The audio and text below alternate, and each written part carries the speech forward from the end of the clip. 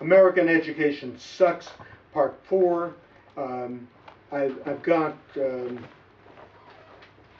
high school student who, from Houston, Texas, who goes to a school that's considered one of the best schools in public schools in the city of Houston, a high school. It is, in fact, a horrible school, as are all schools in the United States, virtually, but certainly all of them in Houston.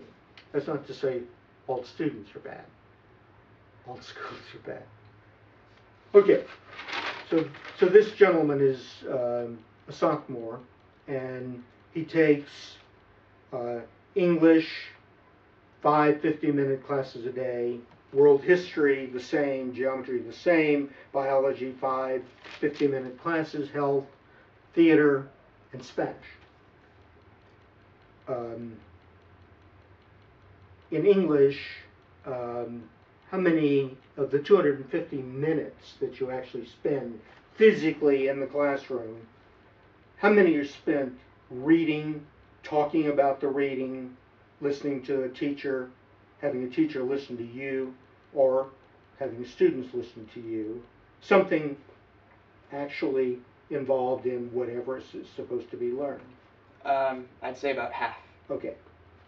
So of the 250 minutes, the 50-minute class, about 25 minutes is actual stuff. The other is walking around, talking, being late, leaving early, going to take a piss, having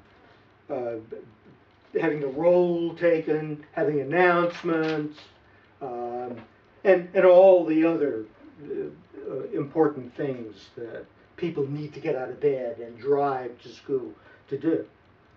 So world history is again, I think what you said was roughly 15 minutes a day out of the 50 minutes is spent on material from that class, reading, perhaps listening to a teacher lecture, and then when you're supposed to be reading, you kind of use it as a study hall, right?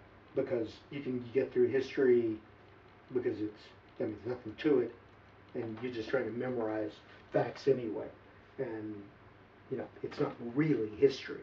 History is about understanding people. It's about psychology. Now, geometry is something else. For me, geometry was a difficult subject. I got a C in high school in geometry. Spatial relations are not a particularly strong point for me. In your case, you said you spend about 25 of the 50 minutes actually working. Yeah. Much of that is when you come in and you have homework and the teacher goes over the homework. Usually you have about half of the stuff right. Mm-hmm. And of the stuff that you don't have right, the 50% of the problems you don't have right, the teacher's explanation helps you out on about 25%. 25% you don't know. Yeah. You go back. Mm-hmm. But you learn how to work the problems because that's what the test is. Yes. And if you didn't come to class and the teacher didn't go over the problems, would you be able to learn them on your own? Possibly. Okay. With the textbook, with a friend who knew something about it? Yeah. Okay. And then you wouldn't have to drive there. And then you wouldn't have to hang around. And you wouldn't have to eat lunch there. And you wouldn't have to carry the goddamn books around, which are textbooks which are at least 50 times as long as they need to be, because they're written as though there will never be any verbal communication or human contact, and because the publishing companies rip off the public school. Biology. About one 50-minute class is lab. You tend to concentrate on that, but it's about 30 minutes. The other is cleaning test tubes and putting on your robe and getting to the right room and then getting rid of that, whatever. And do you learn anything in there from the teacher that you could not get from the textbook? No. Okay. And the point is, of course, to answer the questions of the test. Yeah. Okay. And the same with teacher in world history and English, from what you said. In the health class, the last thing you learned was something about mental illness. Not conceptually about mental illness, what does it mean, which might have been useful. But an actual psychotic category. What was? Bipolar. Bipolar, okay. And they didn't even graphically explain that. Mm-hmm. I mean, a bipolar person, acts like a speed freak when they're on the high, and they go out and spend $50,000 on a credit card, and then they come home and they can't get out of the chair, and they're crying, and life is horrible, and they really feel terrible. But they didn't show you that, did they? No. Okay. I've been around. I've been a psychotherapist. I've gone to conferences of people with that, and there's some very interesting kinds of treatment. One therapist there said, what you have to do is get rid of all the soft chairs in the house. So that way you can't sit around and be depressed all the time in a soft chair. If you're going to be depressed, it's going to be a hard chair, and you're not going to like sitting there. And maybe you'll get up and move. There. Theater. You like theater. I do. And you talk to other students, Mm-hmm. and they share things because you have some common interest, or you wouldn't be in that class. Is the teacher good? No. Okay. So if the teacher were not there, but you still had to pass tests, and therefore you had to do the reading, and you had to pick plays, and you had to put on plays, and you had to audition, you could do it with the other students. Yeah, absolutely. Okay. It may be better. Okay, so we see. And you're taking Spanish.